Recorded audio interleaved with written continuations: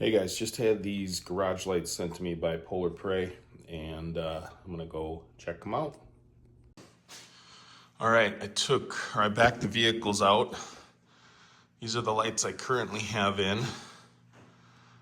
I do like a nice bright light, so I have made effort to get some from the local hardware store before, but we're gonna swap out this one on this end and this one on this end for the POLARPRA and see how they look.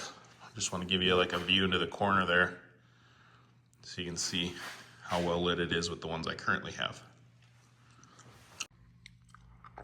Big difference here, guys. Obviously the ones from the hardware store are 3 panels and these are 6. So let me get this one swapped out and I'll show you. Wow, I don't know if you guys can see it perfectly on camera, but you can see all 6 of the outside panels. You can obviously adjust, so angle them however you want. So I was trying to angle them to point into the corners. See how much brighter that is over there? That's wild.